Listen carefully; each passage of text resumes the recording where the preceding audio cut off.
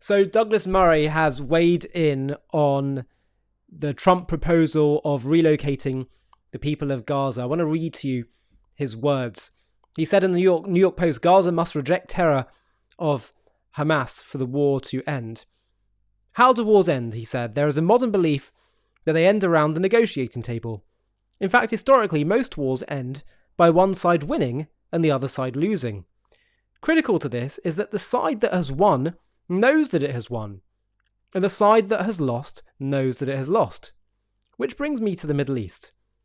Over the past 15 months, since Hamas invaded Israel and Hezbollah attacked from the north, Israel and its enemies have been in full-on conflict.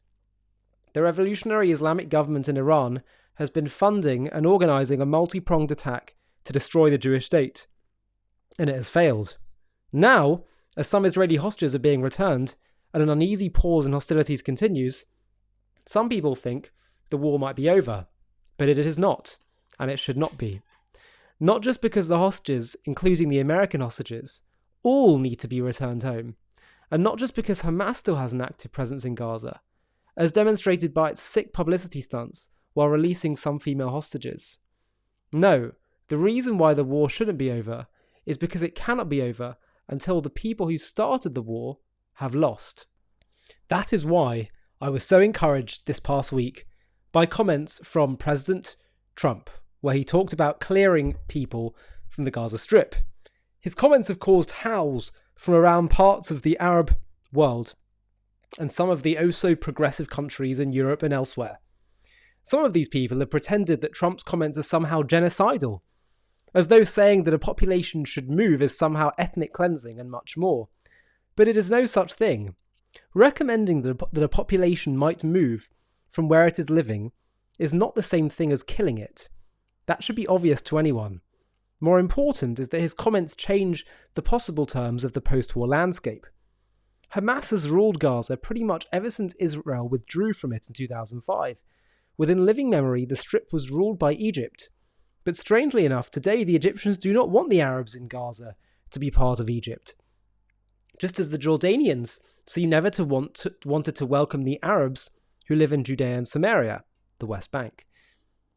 It's almost as though they know something that we do not, which is that these are highly radical populations. Every country that has taken in the Palestinians, including their leadership, has always had terror come in their wake. That has been the case for Egypt, Jordan and Lebanon, among others. The Arab and Muslim world that claims to support the Palestinians does not in fact care for them. They mostly distrust them. And you can understand why. Look at the way in which the Palestinians in Gaza voted for a known genocidal terrorist group to govern them. Look at the way in which they celebrated the attacks of October 7th, just as they celebrated the 9/11 attacks on this country, America. Look at the way that even now mobs of Gazans and Hamas terrorists surround the terrified female hostages as they are released. Is there a chance that this population that so enjoys terrorizing Jewish girls could suddenly become a lovely pluralistic group of people? I'd say not. The best post-war plans that anyone has been able to come up with seem to include the Palestinians being allowed to start all over again in Gaza, which means the same thing happening again and again. It will take years, many years, to rebuild Gaza, whoever is there. It will take years not just because of the devastation, which I have seen with my own eyes, but because to even start to rebuild the Gaza Strip, you would have to fill in the hundreds of miles of tunnels that Hamas used Western taxpayer money to construct all these years. There isn't an area in Gaza that hasn't got a tunnel system underneath it, built by Hamas to move around and store weapons in. How long will it take to remove all the bombs and booby traps that Hamas has stockpiled in Gaza? How long will it be before anyone could be persuaded to put more money into the area? And in the meantime, where should the population go? Trump has floated the idea that the Gazans could go to Egypt or Jordan, but I would like to extend that offer. Why not offer them to Ireland, Canada, Pakistan, and all those other countries that profess to care so much for the Palestinians? If you want these terrorist supporters so much, why shouldn't Dublin, Toronto, and Islamabad benefit from their presence? I'm sure the Palestinians will help these countries boom in their own traditional ways. Perhaps at some point they could return to Gaza when they have learned how to govern themselves or be governed by someone else. But here's the thing. The citizens of Gaza mainly supported Hamas when Hamas started a war to annihilate Israel. And while Hamas has mainly lost, it has not yet lost completely. Yet it must lose completely. And if that means that they are no longer allowed to live in their enclave of terror, then so be it. There is no law of war that says you're allowed to keep waging wars, keep losing them, and then be allowed to do it all over again. In fact, if you start a war that you then lose, you usually also lose all or most of the territory you started it from. That is not only right, but the only language that these terrorists and their masters understand.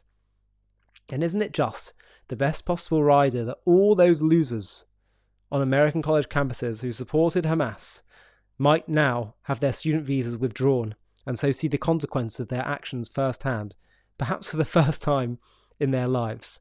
It'll be a learning curve and a life lesson, the lesson being that there are consequences to backing the losers and for being them. And I think the key point from what Douglas has said here is that the population of Gaza, still the majority, support what Hamas did on October 7th.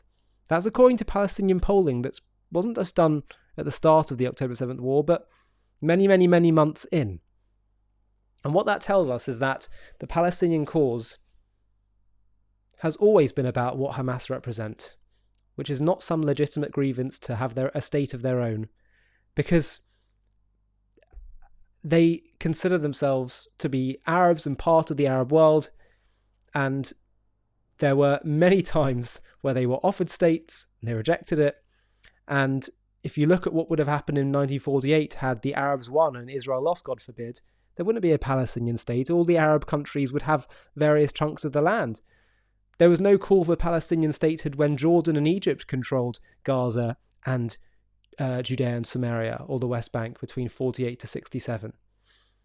And so therefore, the fact that there's majority support for what Hamas are after, which is killing the Jews, shows that this is not about self-determination and just a unique people on a plotted land they consider that to be their indigenous homeland, their rightful homeland. No. Rather, it's an ideological hatred. It's a modern-day form of Nazism, really. Middle Eastern Nazism. And therefore, if they've been given 100 years of opportunities to have statehood and self-determination, they've blown it and chosen war and bloodshed instead.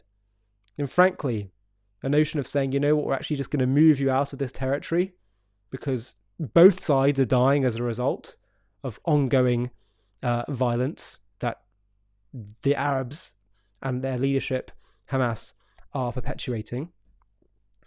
And instead, you can go and live in the Arab world. And you consider yourselves Arabs anyway, don't you? So you should be welcomed by your Arab brothers and sisters.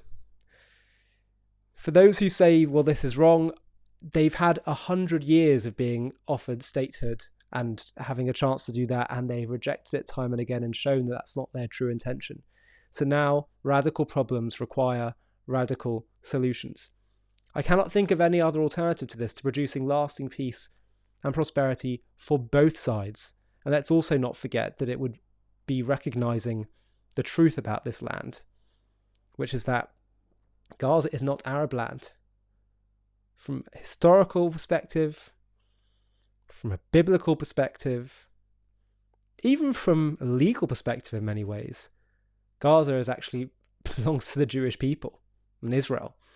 Now, I know that's not in Trump's plan, his proposal, but certainly to say that this is like, removing an indigenous people from their land. No, it's a group of people that have lived there, yes, for many centuries, many of them.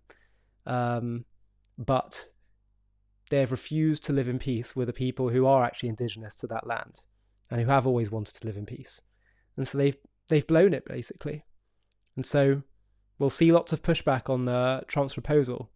But actually, it's the kind of radical thinking that we so desperately need right now.